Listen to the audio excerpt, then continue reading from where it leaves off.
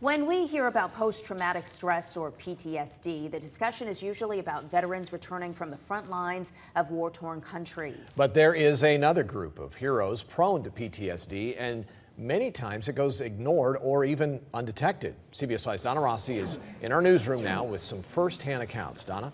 PTSD among police officers is something that is slowly getting more and more attention.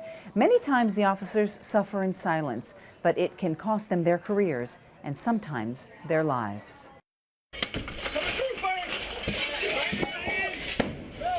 Most police shootings last a matter of seconds, but for some officers, the ringing of gunfire and the muzzle flashes never fade. I kept having flashbacks of the shooting itself. Craig Tiger worked the streets of Phoenix for 12 years with an unblemished record, until that fateful day a couple of years ago. He was forced to shoot an out-of-control man, threatening a crowd with a bat. I shot and killed somebody, and it affected me to the point where I had PTSD. PTSD, post-traumatic stress disorder. Tiger said his symptoms started immediately. He began drinking heavily the very night of the shooting. The required few days off, a quick psychological evaluation, and he was cleared for full duty within a week. Our officers don't go somewhere else. They're here in combat every day. Psychologist Robbie Adler-Tapia treats first responders with PTSD.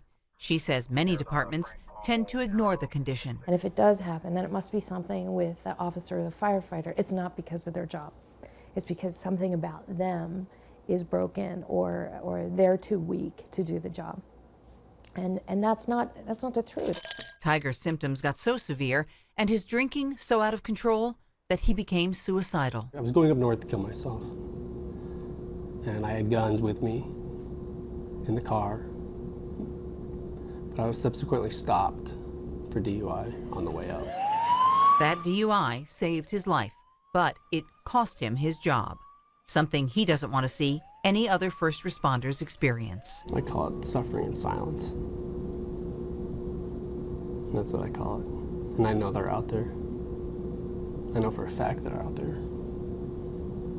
Firefighters and police. Both Tiger and Dr. Adler-Tapia say departments must do more to prevent and treat PTSD among first responders. Another Valley police officer lost his career to PTSD. You'll hear his story coming up tonight at 6:30.